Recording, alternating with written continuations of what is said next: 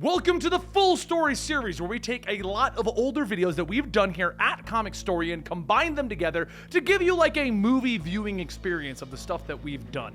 If you're wondering overall what this is, it's the complete story series where I take trade paperbacks and single issues, I break them down and then I digestibilize to help you understand what's going on. And today, we're going to be exploring Deadpool in like Walking Dead. It was Night of the Living Deadpool and then Return of the Living Deadpool. It's a Walking Dead idea with Deadpool in it. I like Deadpool and I like Walking Dead. Put your hands together, my friend. Enjoy.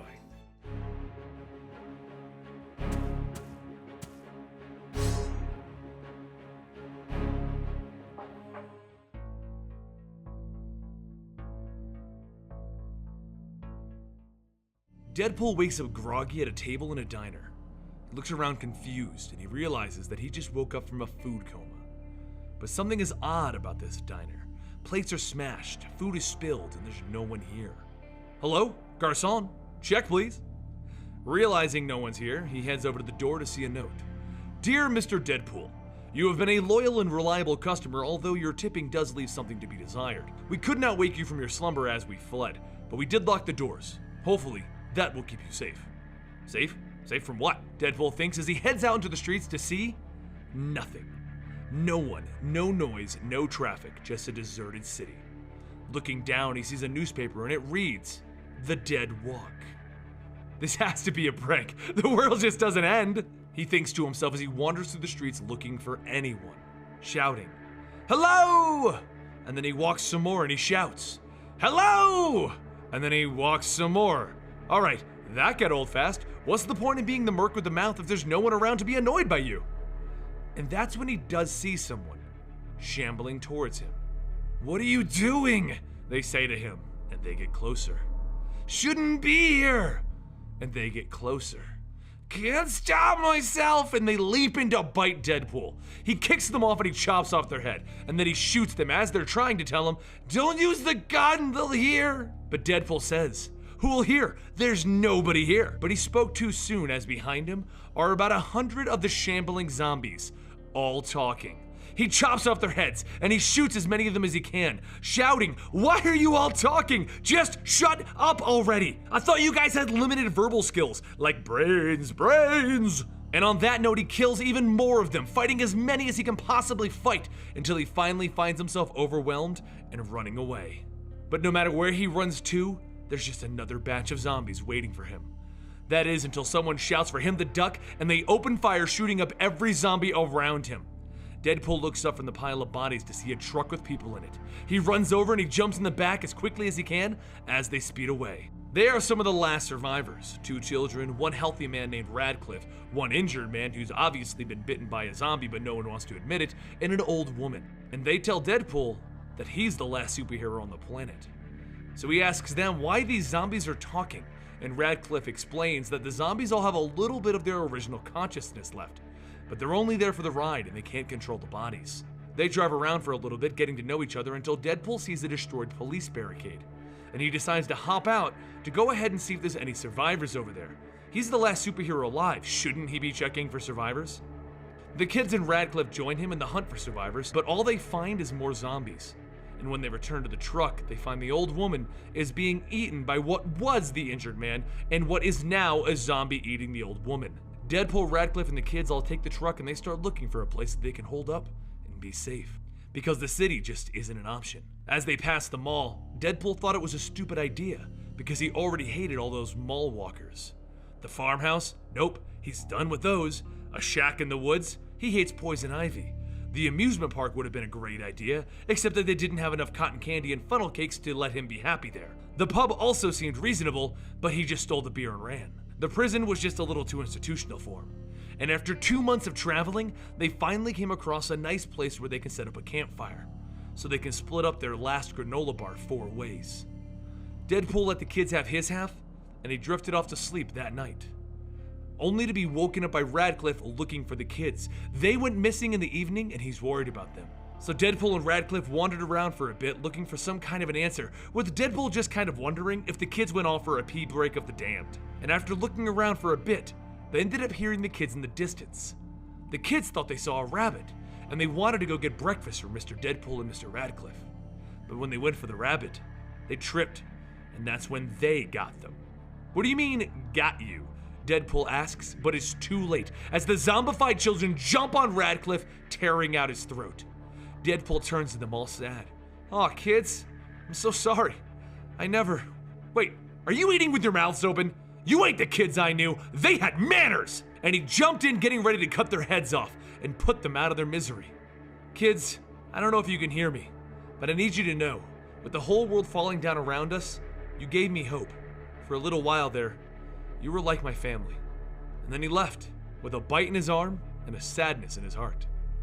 Alone once again, Deadpool heads over into Virginia, and he begins to climb the mountains, until eventually he comes across a place where survivors have actually found a safe place to settle down. After murdering a bunch of old lady nutjobs that wanted to murder the town, and then carrying their severed heads to the entrance at Safe Haven, and then explaining why the last superhero was carrying a bunch of severed heads to their front gates, they welcomed him into the town. He's the last superhero, and he was a bit of a novelty to them. But after the initial welcome, some of the children informed him that there's another superhero here, and they know where he stashed his uniform. So Deadpool follows them to the case and he opens it up. But he doesn't see the uniform of a superhero.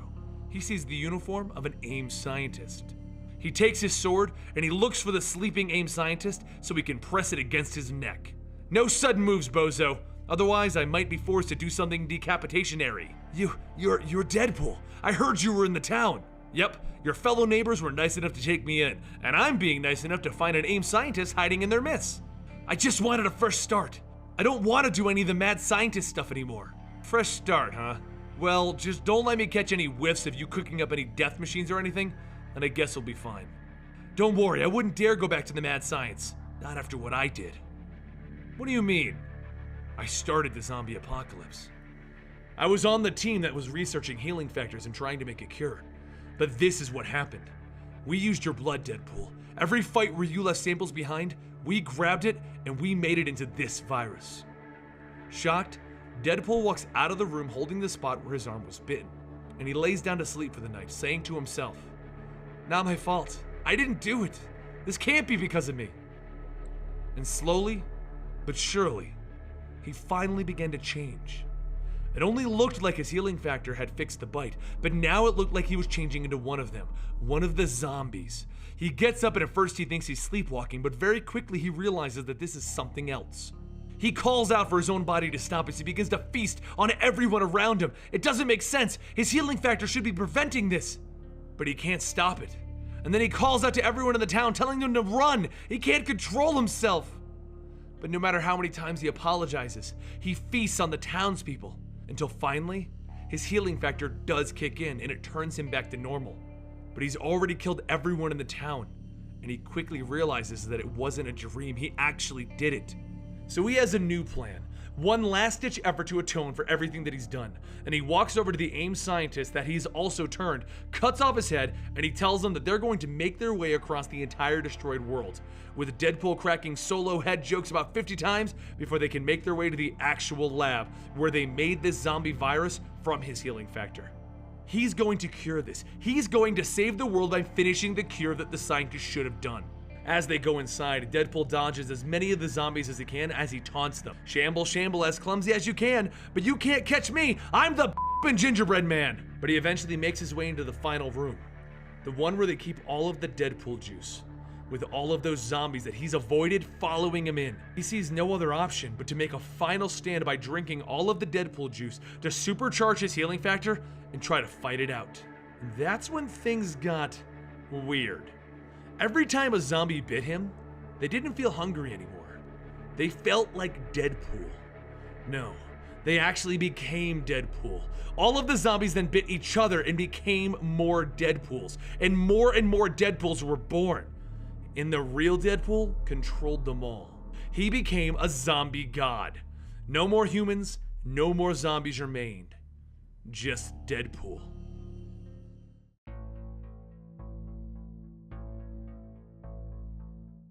Our story begins with Deadpool getting a bat to his head.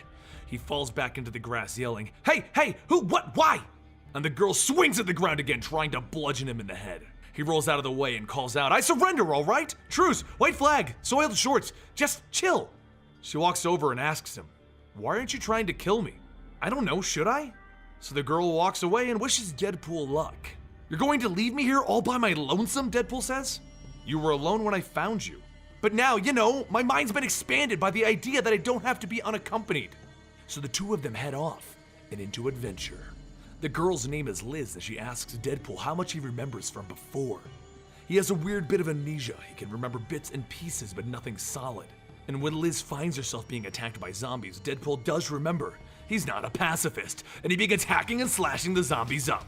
When Liz gets overwhelmed, she begins to make a break for it, and a zombie grabs her by the hand. So Deadpool cuts off that hand. Unhand her! You see what I did there? Unhand her! Then as they run, another zombie jumps on him, and he cracks it with his bat and declares, "Home run!" But things get a little bit more interesting when the rest of the Deadpools show up. Our Deadpool looks at the band of them and happily exclaims, "It's me! A bunch of me! Hey guys, you might not be aware of this, but this place is crawling with a bunch of..." And boom! One of the Deadpools cuts off our main Deadpool's hand. Liz, are these the guys you were talking about?" Deadpool says, looking at his stump. "You think?" "Okay, well then, gentlemen, meet Liz," Deadpool says, and Liz begins swinging her Thunderdome-style bat, taking out the Deadpools. Deadpool and Liz begin running from the evil Deadpools until the zombies come back, and they begin to swarm over the Deadpools and they begin to eat them, leaving our heroes to live another day. As they walk off, Deadpool asks, "What the heck was that?" And Liz explains. There was a zombie outbreak and all of the heroes were lost until one hero remained. He found a cure for the zombie mess and he injected himself with it, allowing the zombies to eat him in hopes that he would spread the cure. He thought this would work, but this turned the zombies into the hero. The zombies became Deadpools. This became known as the Deadpool Plague, ruining the entire world worse than any zombie plague could have.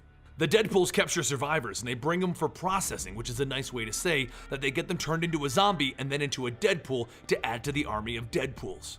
Liz's family has been kidnapped by these Deadpools, and they're on a train that Liz has been tracking, which brings us to her plan. Bomb this train and save her family, and then get them the heck out of there. But Deadpool has a better idea, because her idea might harm those survivors on the train. Jumping on board, he begins cutting the evil Deadpools up piece by piece. To begin with, he cuts one through the skull, and then he throws another one right off the train, as the other one shouts, "You suck!" He then jumps two more evil Deadpools having a card game by slicing them up, and he cuts off another one's head before throwing him off the train. Since they're so easy to kill, Deadpool begins to wonder why they're acting a little off. They're not acting like Deadpool. And Liz's idea is that maybe their IQs don't heal back like they should. They then cut through the zombie car and eventually make their way to the survivor's car, where Liz is finally reunited with her family, all except for her mother. Deadpool walks into the next room to find that the woman is being converted into a zombie, and she's half converted into a Deadpool. Even Deadpool has to say, "What the funk is this?" As Liz and her family get off the train so the Deadpool can figure out a way to stop all of this and kill each and every one of the Deadpools as zombies, she starts to wonder what she should even call this guy. He was a Deadpool, but he was different. He was an outcast. He was the Deadpool outcast. But as the train explodes behind Liz and the survivors, Liz begins to realize the truth about him. He is the real Deadpool, as he comes walking back to her packing all of the guns and the ammo that were on the train. The subtle approaches of the week. Deadpool, Liz, and the survivors all proceed to the Deadpool-free zone, and even Deadpool begins to realize that she has a friend in Deadpool. He in return smiled through his mask, and he gave her a little heart sign with his fingers. But before they can get to the Deadpool-free zone, they're interrupted by a bunch of other evil Deadpools on horseback. Deadpool knocks down the one on the rabbit hat, and he takes his horse. Then he begins to bring the fight to the rest of his evil brethren by cutting off some of their heads. But the one with crosses over his eyes shoots Deadpool through the chest, knocking him off his horse. And as his ride fled, he called out for his horse, "Sparkle Fairy Gun Drop!" He begged for him to come back, telling him, "You'll never find a superhero brony like me," since, Doctor Strange probably died in the zombie apocalypse. Liz ran back trying to save Deadpool, but she couldn't get back in time, and one of the evil ones used the horse to stomp Deadpool's head in. He woke up screaming in a cage as his head healed back. "I had the worst nightmare. I dreamt that the Fearless Defenders was canceled right before my giant-sized sexy issue came out." But that's the least of his worries, Liz explains, because they're about to be hauled off to Deadpool City for processing. The sights are horrible, as Deadpool sees a barbershop quartet version of himself and an old-timey whorehouse version of himself. Liz looks at his troubled face. "Are you okay?" "I will be, because I'm not dying here, and neither are you, Liz." Deadpool then turns to the other prisoners. "You guys are probably gonna die though, so best of luck to you." One of the evil ones show up and is holding Liz's bat with a saw on it. So Deadpool creeps up on him and he pokes him in the eyes, grabbing the bat. "Stay behind me, I'm gonna cut us a path through these psychos." And the carnage begins again. With a smile on his face, Deadpool begins swinging his weapon, smashing the heads of people that look just like him in. Liz crawls out and finds a sword. So Deadpool looks at his bat and he looks at her sword. "Hey, I'll trade you." He then went over to the big boss general guy, killing him and taking his guns. Blood and guts went everywhere as Deadpool just enjoyed killing every bit of himself. And Liz noticed, and it scared her just a little, while Deadpool asked why his machine gun sometimes goes baraka baraka baraka and sometimes it goes butta butta butta. That's why he loves machine guns. As they kept killing, she began to wonder if that's the reason that he was cast out of the Deadpools to begin with. He's too unpredictable, too crazy even for them. But as they go to the bottom of the chapel, things begin to get even weirder as they ask Deadpool, "Which faction do you belong to, brother? The Kelly, the Dugan, the Simone, the Remender, the Way, the Bun? Is there a path for people who have no idea what the hell's going on? 'Cause that's me." That's when the priests realize he isn't in the hive mind. He doesn't hear the voices. He is the exile. They insist that he remembered, and he finally does. Deadpool remembers what happened. The Deadpools were all different, but they were the same. The voices in his head were all different, and they were all also trying to fight for control. The only thing that they could all agree on was that they needed to multiply, make more Deadpools. But this Deadpool knew what they were doing was wrong, and he broke free. They were trying to call him back though, so he cut the voices out of his own head. He then realizes that he's holding an Uzi, and he shoots the priests in their heads. He and Liz then left, killing the rest of the Deadpools on their way out while they allowed the priests to heal. They steal a short bus and they begin running over Deadpools and washing them off with the anti-Deadpool defenses. You know, the windshield wipers, until they made their way out into the woods and far, far away from Deadpool City. As they leave, Deadpool begins to think of those he left behind, but it doesn't matter. They've gotten so far away that he can't even hear the voices anymore, and they are on the border of Deadpool-free America. On the other side, Liz can see her grandfather, and all of the survivors look at our Deadpool hero. They escort him to their base for his one final act of heroism, a device that when he steps into it will kill all of the Deadpools, including himself. Liz tries to stop him, but Deadpool knows that this is what he was meant to do. He was meant to make the world a better place like a Deadpool do. He steps in and in a big bang, he steps back out and begins to de-heal. He says goodbye and he begins to go back to the other Deadpools to rejoin the herd. He feels it's time to go back. He spews his new virus on them, de-healing them, degenerating all of the Deadpools until almost all of them are gone. Now only Liz remains to honor his memory as she goes out to wipe up the ones that ducked out of the virus. Deadpool killed 99% of the Deadpool plague, but there's still 1% that needs to die. And wearing his old outfit, she tells her grandfather, the world is only big enough for one Deadpool. And there you have it, a shorter full story, but you guys got through it. Thank you so much Deadpool. I wish he would bite me and then I could become like permanently Benny Pool. Benny Pool! It's kind of Jokerish, isn't it? I don't know what's happening. I'm turning into Benny Pool. He's insane. He's wild. He's kooky. I'm apparently the Addams Family now. Do do do do do do.